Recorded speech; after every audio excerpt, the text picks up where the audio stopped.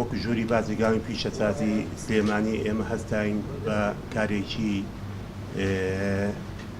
کارێکی ڕووپێوی پیشەسازی کە پێشتر کۆمەڵێک داتا درابوو لە کەناڵەکانەوە لە زۆر لایانی پەیوەندیدارەوە کە بە هەڵ ئەم داتانە ئەدرا لەبەرەوەی ژووری بازرگانی ئەنجومەن کۆبوونەوەیەکمان ساز کرد کەوا بتوانین چارەسەری ئەمە بکەین بزانین چەند کارگە لە شاری سلێمانیا و لە پارێزگای هەڵەبجە و ئیداری گەرمانە کار دەکەن.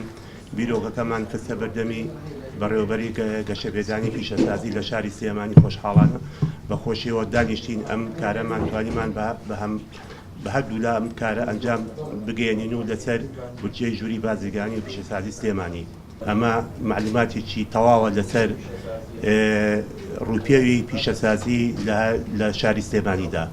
تەمەن ئەم کارە ئەمە ئەبێ بە هەنگاوێ بۆ ئەوەی بتوانین لە پارێزگاکانی هەولێر و دۆکیش بە هەمان شێوە ئەم کارە بکرێت تا بتوانین معلوماتێکی تەواو بدەین بە حکوومەتی هەرێمی کوردستان بۆ وەزارەتی بازرگانی پیشەسازی کە بتوانین پشگیری لە بەرهەمی ناوخۆی خۆمان بکەین و هەڵ بدەین کارگەکانمان بەرەو پێشەوە بڕات و کە لەم ڕۆژە تا پێویستێکی گرنگی هەیە بۆ کوردستان.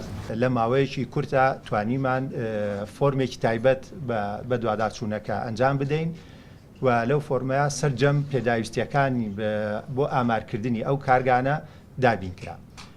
ئەوەی شایانی باسە ئەم پرۆژەیە 32 ڕۆژی خایان بە چەند قۆناغێک و هەموو قۆناغێک پێداچوونەوە بە قۆناغی پێشترا ئەکرا بۆی زاڵبین بەسەر گرفتەکانە کە دێتە بەردەمان. لە ئەنجامی ئەم بە دوواداچوونەیە بەڕاستی قسە و با زۆر هەبوو ئەوەنە کارگە داخراوە ئەوەنە ئیژناکە ئەوە کە هیچی فەرمی نەبوو. بەڵام ئەوەی کە ئێمە توانیمان بیکەین سەرجەم داتاکانمان وەرگرت لە لایەنی پەیوەندیدار ژووری بازرگانی و پیشەسازی سلێمانی بەڕێوەبەرایەتی گەشەپێدانی پیشەسازی سلێمانی لەگەڵ بەڕێوەبەرایەتی گشتی و بەرهێنانی سلێمانیا. سەرجەم و پرۆژانەی بە داداچوونیان بۆ کراوە بریتین لە 4312 پرۆژە کە 3653 پرۆژەیان لە ناو سلێمانیایە، 106 پرۆژە لە پارێزگای هەڵەبجەیە، 280 پرۆژە لە ئیدارەی گەرمیانە، 273 پرۆژە لە ئیدارەی ڕاپەڕینە.